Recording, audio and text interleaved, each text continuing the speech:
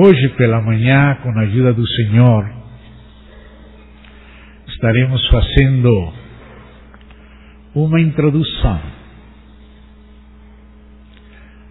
Eu sei que algumas introduções podem parecer chatas mesmo. Às vezes parece que temos na mão um tijolo.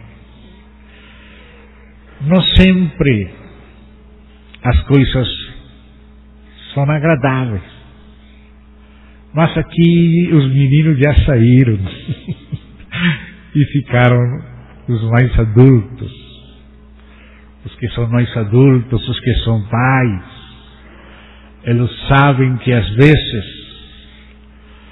é necessário ensinar a seus filhos a comer certas coisas que no espírito de filhos conhece, é melhor que todas as mentiras e pompas do inimigo.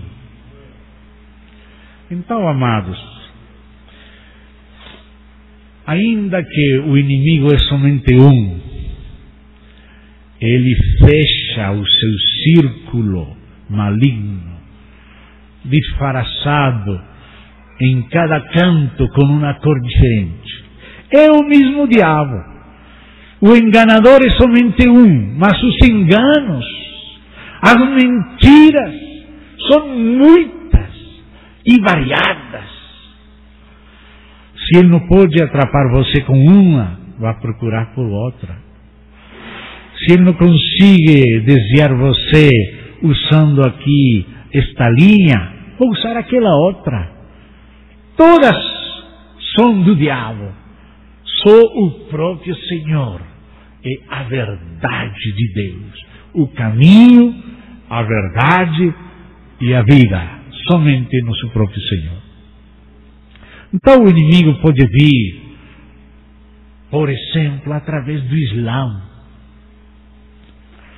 O Islã está trabalhando para tomar o Ocidente.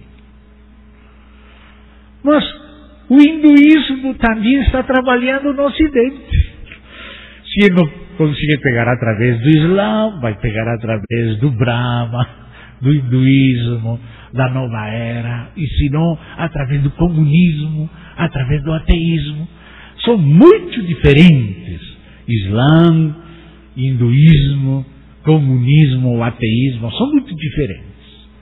Mas é o mesmo diabo, usando diferentes técnicas, diferentes mentiras. Se não vem pela direita, vai vir pela esquerda. Se não vem de frente, vai vir por detrás. E a igreja tem que pelejar a boa batalha da fé, permanecer na fé, permanecer na palavra de Deus, que é o nosso Senhor Jesus Cristo, que falou da Bíblia como a palavra de Deus. Escrito está, o Senhor Jesus Cristo creu na Bíblia. Nós precisamos crer na Bíblia da mesma maneira como o Senhor Jesus Cristo creu na Bíblia. Diz Paulo que nós, os filhos de Deus, temos a mente de Cristo. O inimigo trabalha através das escolas, dos colégios, das universidades, da mídia, dos livros, dos jornais, da televisão, da internet, procurando semear os paradigmas dele em nossos pensamentos. Mas por isso a igreja é comparada a uma cidade rodeada de muros. A edificação da igreja é a economia de Deus que se expande como luz no meio das trevas. E por isso tem que ter muros.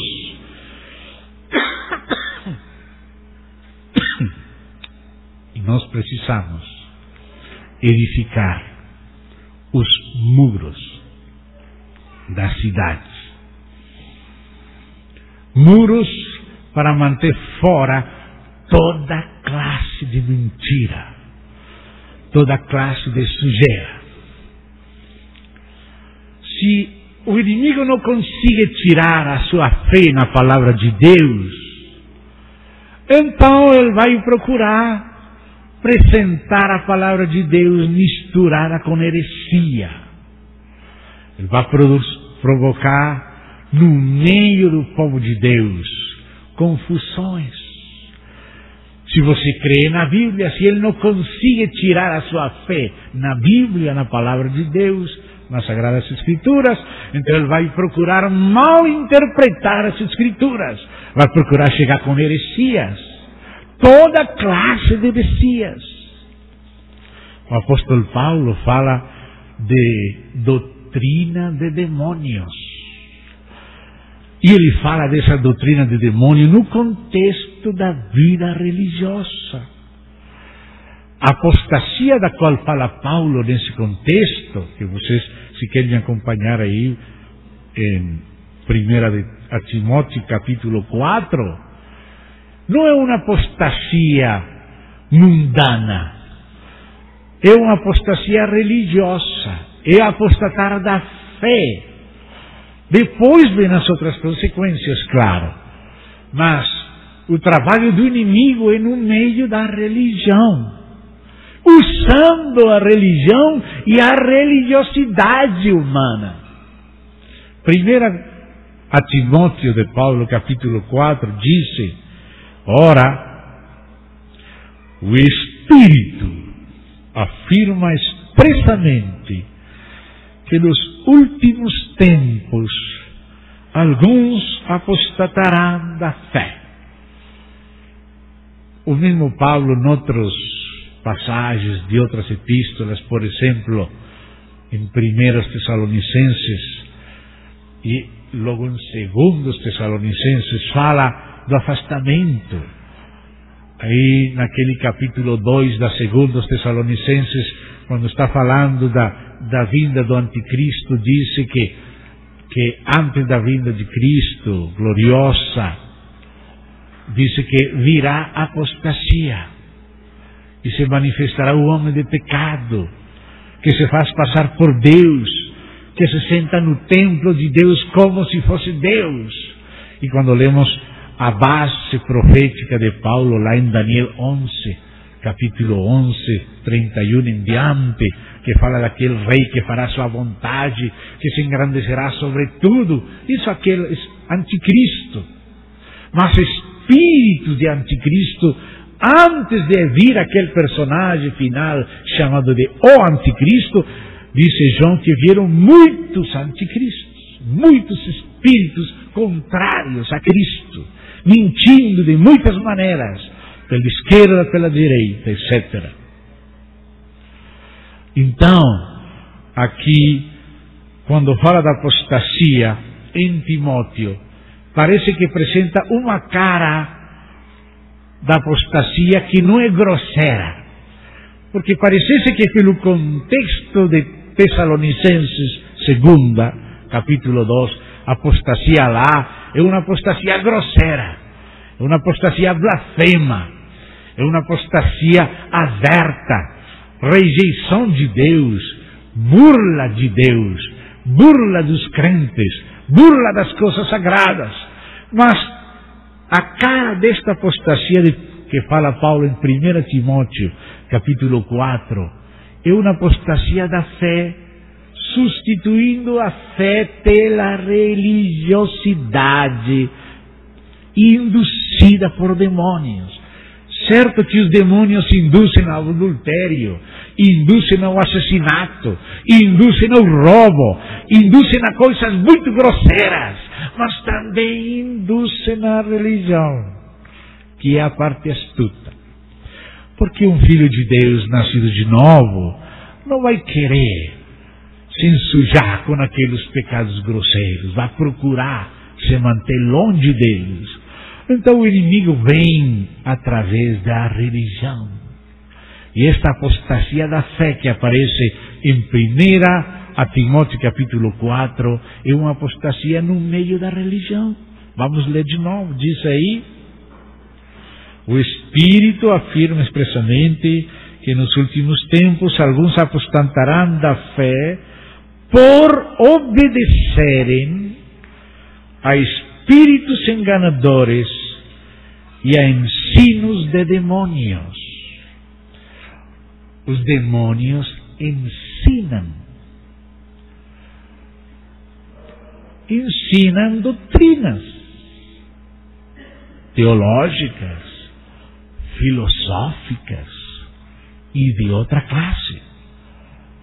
Ensino de demônios. Alguns demônios são baixos, pequenos, muito corruptos, e outros são grandes príncipes, refinados. Aí temos que ter cuidado. E agora disse, ou seja, através de, usando a hipocrisia dos que falam mentiras e que têm cauterizada a própria consciência, que proíbem o casamento. A maneira de chegar à apostasia aqui não foi promovendo diretamente o adultério, sino promovendo o adultério e a homossexualidade através do celibato. Aí não está falando o diabo, vai a fazer sua festa, não. Ele está mandando a festa de outra maneira, reprimindo as necessidades naturais que Deus quer que sejam canalizadas dentro do matrimônio. Então ele está proibindo o matrimônio para produzir depois o efeito pior.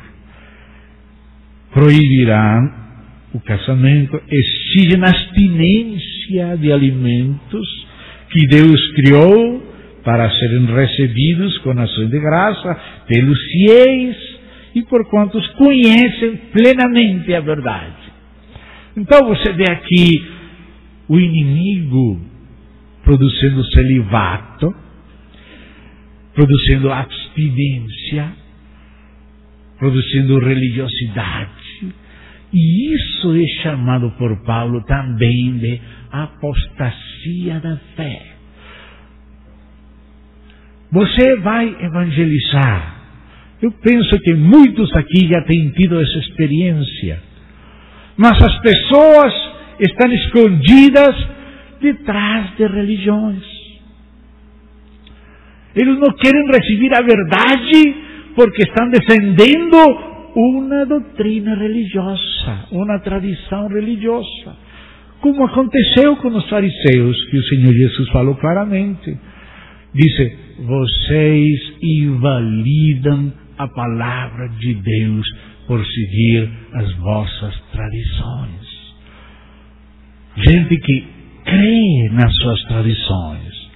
Jesus falou que até viria o tempo quando qualquer que matasse os filhos de Deus estaria pensando estar prestando a Deus algum serviço. Gente que pensa servir a Deus matando os filhos de Deus, matando o servo de Deus, pensando que estão servindo a Deus da Inquisição, servindo a Deus nos assassinatos, na noite de São Bartolomeu e outras quantas. Pensando servir a Deus. Uma vez estava morrendo um dos grandes perseguidores que participaram daquela famosa noite de São Bartolomeu lá na França, quando os católicos massacraram multidão de hugonotes, de crentes. Quando estava morrendo um dos que mais matou, aquele padre que estava fazendo a confissão, chamado de padre, que estava fazendo a confissão sacramental dele, e você não tem que se arrepender do que fez.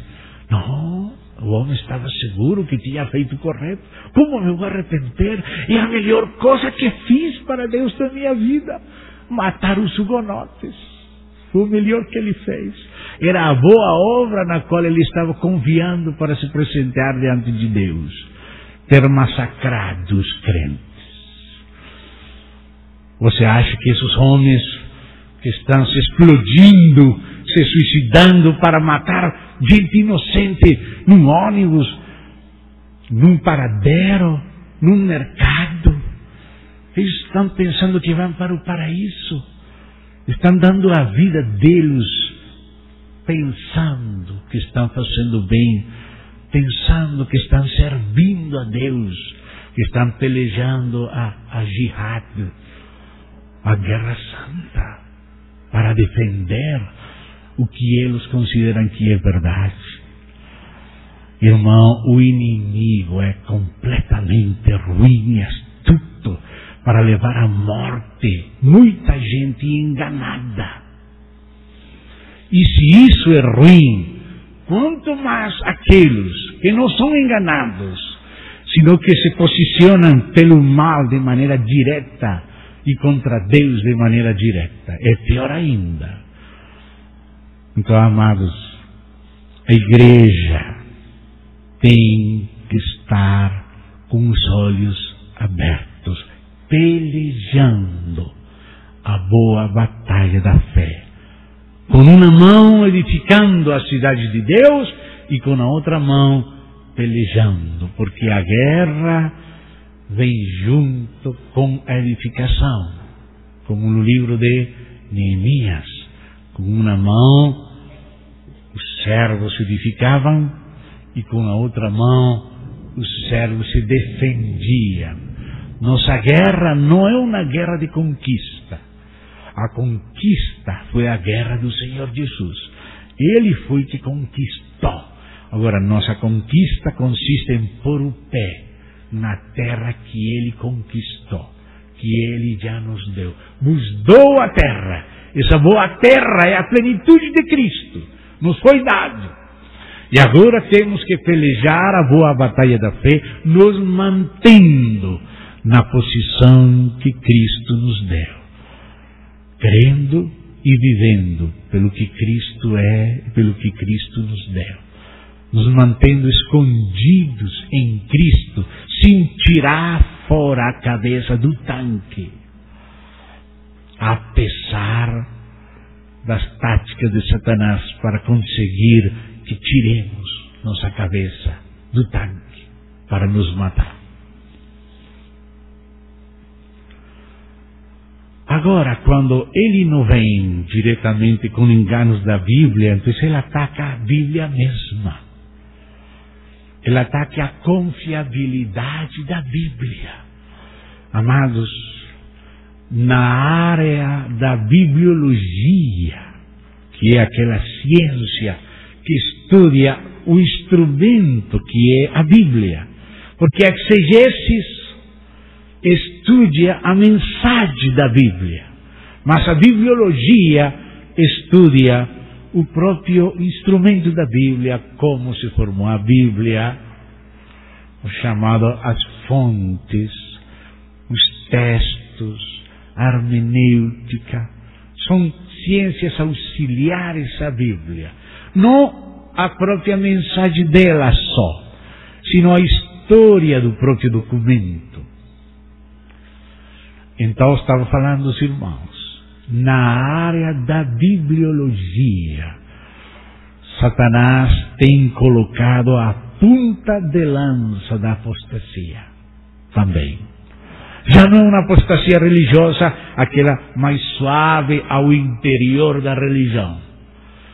Agora vem aquela apostasia grossa, grosseira, contra a Bíblia. Não sei se acontece com vocês aqui em Brasília, eu não tenho visto, mas lá na Colômbia, você pega um jornal onde tem aquelas páginas de classificados para vender casas, vender sítios, apartamentos, carros. Aí mesmo você encontra ofertas contra a Bíblia. Uma pessoa vai buscar um apartamento, vai buscar um sítio, uma casa, e encontra uma propaganda contra a Bíblia. Entrem neste site, e neste site vamos demonstrar todas as contradições da Bíblia. A Bíblia é um livro mentiroso. Nos jornais, nos classificados, gente que paga dinheiro só para espalhar a sua incredulidade, a sua própria confusão. Os alunos entram a estudar na universidade uma carreira X, como meu filho que entrou a estudar física. No primeiro semestre tive que estudar uma apostila de um professor contra a revelação de Deus. Não tinha nada a ver com física. Não falava nada de física. Só falava contra Deus. Contra a revelação divina. Isso era o que tinha que estudar meu filho, que entrou a estudar física.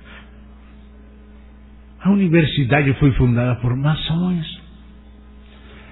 E eles que começam aqueles pobres jovens de 17 anos.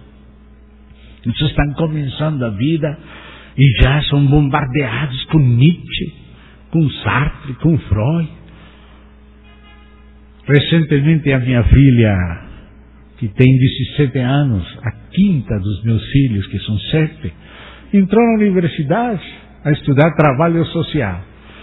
E o que colocaram a ela para estudar no primeiro dia de aula foi o existencialismo e o humanismo de Jean-Paul Sartre, um ateu.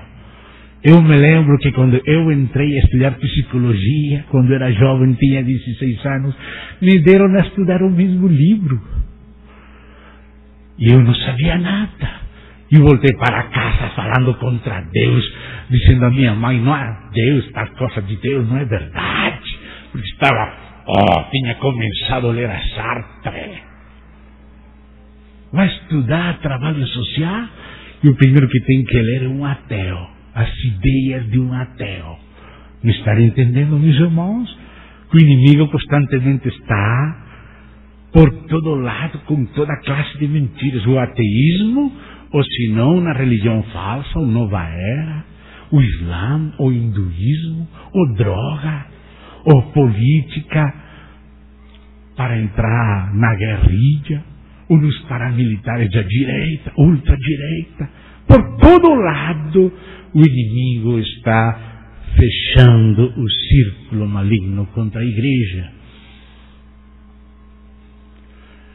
E a igreja precisa estar firme em todo o conselho de Deus, na fé do Filho de Deus, na fé do Filho acerca da palavra de Deus. O Senhor, graças a Deus, Ele em todos os cantos tem levantado seus testemunhas. O Senhor tem filhos fiéis, testemunhas fiéis, que estão com uma guarnição defendendo o território para Deus, nas universidades, nos colégios, em todos os lugares da sociedade, porque o inimigo em todo lugar está trabalhando. E a igreja tem que receber e manter o testemunho de Deus. E receber os presentes de Deus, porque Deus deu à igreja irmãos e irmãs, membros do corpo com funções especiais. Irmãos que através de muito sofrimento foram preparados para guardar esta guarnição aqui, aquela guarnição lá, aquela guarnição lá, aquela guarnição lá. Se vossa filha vai estudar biologia, precisa se vacinar antes de entrar a estudar. Precisa conhecer os doutores em biologia que mantêm a fé. Que ainda que são doutores, são biólogos, conhecem tudo que os outros falam, conhecem todas aquelas teorias, hipóteses evolucionistas de toda a laia, porque são muitas laias, mas têm mantido a fé. Então precisamos, aquele dom de Deus, Deus nos deu aqueles irmãos que já batalharam e mantiveram a fé nessa área. Outros têm sido preparados por Deus em outras áreas, na área da bibliologia. Um é área do evolucionismo ou do criacionismo, outros assuntos da bibliologia, da alta crítica. Porque ataca a Bíblia e ataca o que a Bíblia diz. Ataca o instrumento e ataca todas as suas declarações. Não estamos de férias, amados. Estamos em guerra.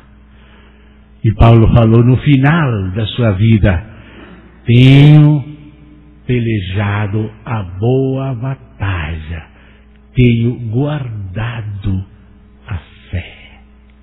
O inimigo quer destruir a fé, quer conduzir as pessoas à apostasia da fé, mas os filhos de Deus se manterão na fé até o último dia, até a última hora, até o último minuto e último segundo da sua vida, e partirão na alabança de Deus, na fé, na confiança.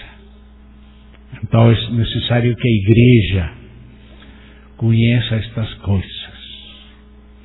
E por isso comecei falando que às vezes temos que ensinar os meninos a comer certas verduras que eles não gostariam de comer. Eles, irmão, eu gosto somente isto acá, isto acá. Está bem, nisso você é forte, essa é a sua especialidade. Ok, o diabo não vai chegar por aí, porque você é forte aí. Mas naquilo que você não gosta, naquele buraquinho que você tem nas costas que você não percebe, por aí é que ele vai chegar. E por isso nossa luta não é somente uma luta individual, é uma luta coletiva. A igreja tem que lutar como corpo, porque cada membro do corpo é um membro especial, com uma especialidade. O fígado foi preparado com essa especialidade. Ele foi desenhado para fazer um trabalho específico. Todo o corpo precisa do trabalho do fígado. O pâncreas é outro membro especializado noutra função. E todo o corpo precisa dessa uma outra função. Cada membro do corpo tem uma especialidade. E essa especialidade é a favor do corpo inteiro. Então, precisamos nos enriquecer com as especialidades que Deus deu à igreja. Você e eu podemos dizer: eu não preciso de você. Você é tão distinto de eu sou diferente de você. Eu não gosto do seu jeito, eu só gosto do meu jeito.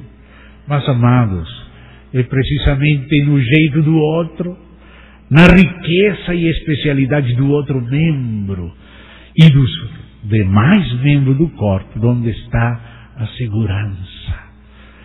Às vezes você se está afogando num copo d'água porque está isolado, porque não conhece as riquezas de Cristo, do corpo de Cristo.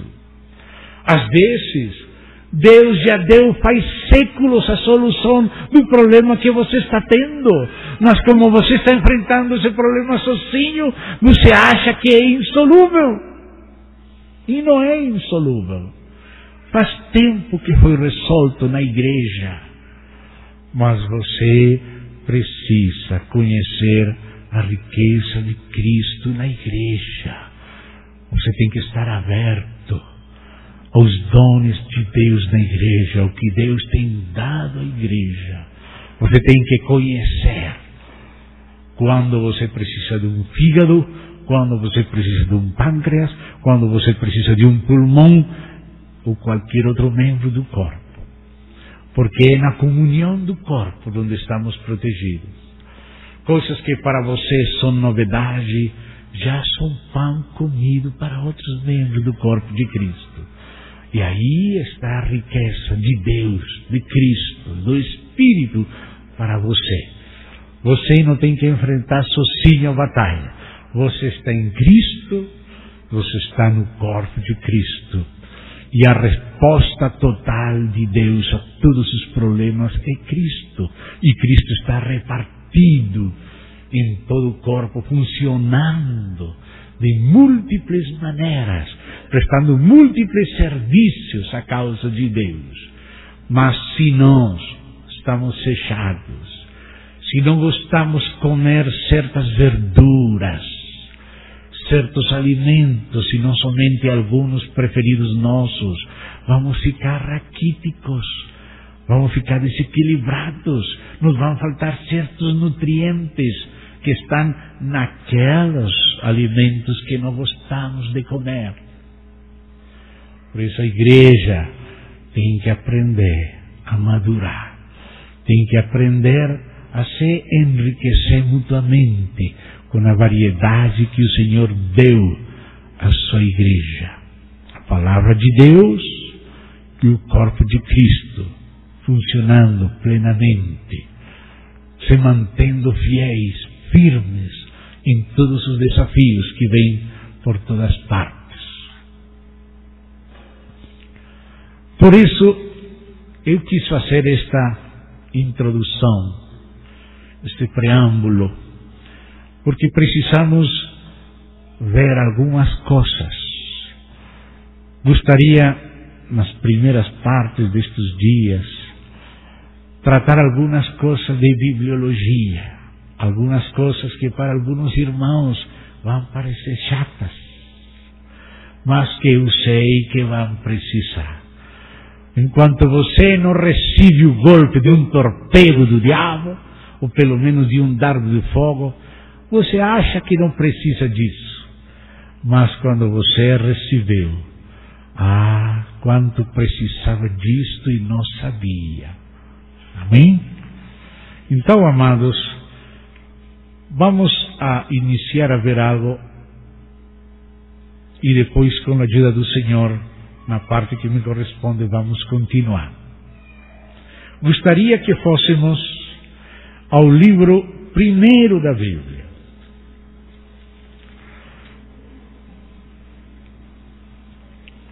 O livro chamado de Gênesis.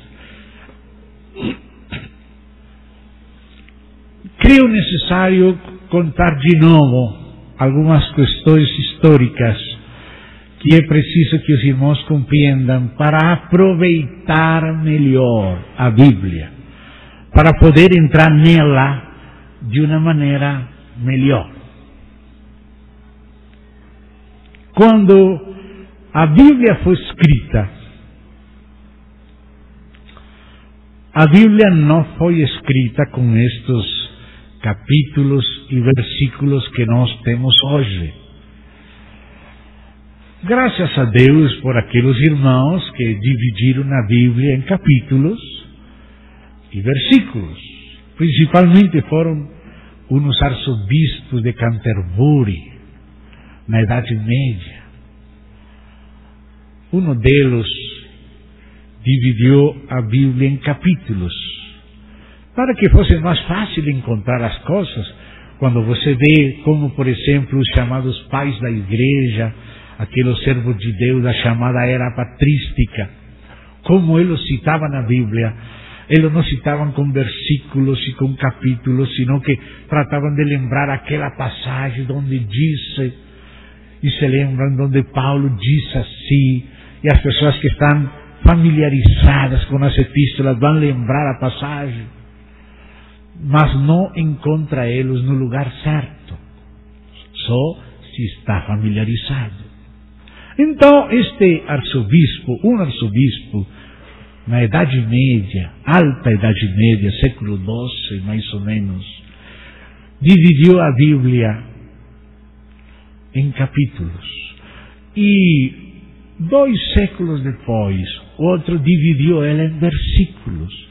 E graças a isso, nós falamos Esther 3,15. Vamos lá, busca o capítulo número 3 grande, número 15 pequeno, e encontramos rápido, como se fossem umas coordenadas para encontrar rápido um versículo. Então tem a sua utilidade. Aqueles capítulos, aqueles versículos, aqueles números não são parte do texto sagrado, mas foram colocados para nos ajudar a encontrar certas porções no texto sagrado. Não vamos despreciar aquele trabalho, agradecemos a Deus por ele. Só que, às vezes, os números grandes e às vezes também os pequenos, os capítulos e os versículos, não coincidem exatamente com as perícopas. O que é uma perícopa? Uma perícopa é uma unidade completa de algo que se está dizendo. Por exemplo, se o Senhor começou a falar da parábola do semeador, então a perícopa é toda a parábola. A parábola começa aqui, tem o seu desenvolvimento e termina aqui. Então, começou aqui, ocupou todo este espaço e terminou aqui. Enquanto começa e termina, essa é uma unidade completa. Essa é uma perícopa, me compreende? Ou se está contando a história, por exemplo, do nascimento de Samuel e as coisas daquela história. Então, começa aqui e termina aqui. Essa é uma perícopa. Está contando a história dos 7 dias, aqueles 7 dias de Gênesis. Começa no número 1, tem que chegar até o número 7 para terminar a perícopa. Me compreendem? Uma perícopa é uma unidade completa de algo que se está dizendo. Se começa uma visão, se é uma lista de genealogia, se é uma parábola, o que seja, tem um começo, tem um fim. E essa unidade, quando está completa, é que é chamada de perícopa. E às vezes os capítulos da Bíblia coincidem com as perícopas. Deus começa a falar uma coisa aqui e termina lá, e aí termina um capítulo e começa outro capítulo. Por isso você encontra capítulos curtos, como Isaías 12, por exemplo, é curtinho, porque fala aquele cântico do servo, e às vezes coincide. Os salmos, por exemplo, tem salmos longos, tem salmos curtos, porque cada salmo é uma perícopa completa. Mas, às vezes, os capítulos não coincidem com a perícopa. E se você só tem em conta o capítulo e não a perícopa, então você deixa a ideia pela metade. Por exemplo, acabo de mencionar os famosos 7 dias, o Eta e Merão, os 7 dias da criação do capítulo 1 de Gênesis. A unidade completa tem que terminar no 7º dia, porque está falando de 7 dias. 1º dia, 2º dia, 3º dia, 4º, 5º, 6º, 7º. Mas resulta que chega no capítulo, no 6º dia e terminou o capítulo. E o 7º dia, que é 7º, em relação com os 7 anteriores, que é descanso dos 7 dias de trabalho anterior, aparece no capítulo 2.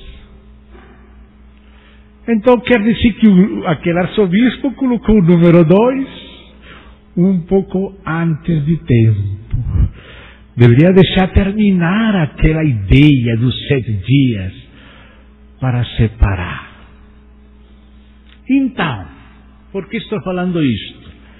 Porque a própria Bíblia tem sua divisão interna. Tem suas ideias, suas perícopas que começam aqui e terminam aqui. Se você tem em conta as ideias internas da Bíblia, você vai entender ela melhor que se você somente diz, bom, hoje vou ler um capítulo da Bíblia, todos os dias vou ler um capítulo. E você lê aquele capítulo e deixa a ideia na metade. Por exemplo, você vai lá, Mateus 17, ou sua passagem paralela em Marcos 9, 10, que fala da transfiguração do Senhor. Um pouco antes da transfiguração, aparece uma ideia. Vem o Senhor Jesus e disse, a seus discípulos: de certo eu vos digo que há alguns que estão aqui que não vão haver morte até ver o Filho do Homem vindo em seu reino. E aí termina o capítulo. Mas não terminou a perícopa. Se dá conta? A perícopa não terminou. Mas aí terminou o capítulo. O número grande, o número 17, chegou aí. Então essa pessoa vem lendo e termina o capítulo. E então diz: mas parece que Jesus Cristo mentiu. Porque ele falou que alguns que estavam aí, que não vão ver morte, até ver o Filho do Homem vindo em glória, e a segunda vinda de Cristo ainda não aconteceu, e todos eles morreram. Então a Bíblia se equivocou, Jesus Cristo mentiu. Ele não mentiu. Só que, se você não tem em conta a perícopa, onde começa a ideia, onde termina, você para onde está o número do capítulo, mas você tem que continuar. Diz: 6 dias depois disto, ele levou alguns dos seus discípulos ao monte e se transfigurou diante deles, e viram a sua glória, vestes brancas, etc. Aí era que estava completando a perícopa. Aí era que o Senhor está mostrando ao Filho do Homem na glória do seu reino. E Ele está mostrando isso para 3 discípulos: algum de vocês não verá morte sem ter visto ao Filho do Homem vindo no seu reino. E aí chegou Pedro, chegou Tiago, chegou João ao monte e mostrou ao Filho do Homem na glória do seu reino no dia da transfiguração. Se você pegar a perícopa, a ideia completa, você vai compreender que aquelas palavras de Jesus se cumpriram na próxima semana, na transfiguração dele. Mas se você só tem em conta o capítulo, você corta a perícopa pela metade, deixa as ideias sem terminar. Às vezes começa com ideias que vêm de atrás, mas você não tem em conta e interpreta esta parte sem o contexto. Então, precisamos colocar mais atenção às perícopas,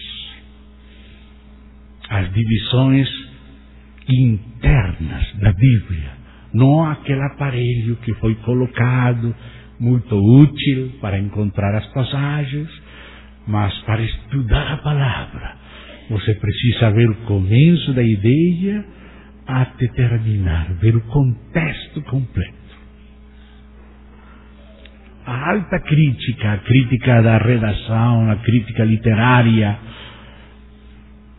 tem atacado terrivelmente o livro de Gênesis, precisamente por não saber manejar este assunto das perícopas. E tem levado a muitas pessoas a não crer na Bíblia, a não crer que foi escrita por Moisés, a parte fundamental, etc, etc. Mas se você coloca atenção, você vai compreender melhor. Mas por causa da hora e o cansaço de muitos, eu vou parar aqui e depois vamos continuar. Isto tão chato, mas necessário. Vamos terminar por enquanto. Vamos almoçar. Recomendo aos irmãos que viajaram toda a noite tomar uma boa soneca, dormir bem hoje à tarde, aproveitar para recuperar, para que à noite, quando nosso irmão Romeu esteja compartilhando a palavra, possam estar lúcidos. Amém? E depois vamos continuar um pouquinho nesta difícil introdução, mas que eu sei que precisamos. Vamos orar a Deus. Querido Pai, agradecemos a Ti esta oportunidade. Rogamos que o Senhor seja nos ajudando, seja nos conduzindo, seja nos guardando e seja abrindo nossos olhos à preciosidade da Tua palavra, para nos manter nela, na fé do Teu Santo Filho. escondidos com Ele em Ti, para esta hora que o Senhor reservou para nós. O Senhor nos reservou para a hora do fim. Prepara-nos para esta hora. No santo nome de Cristo Jesus. Amém.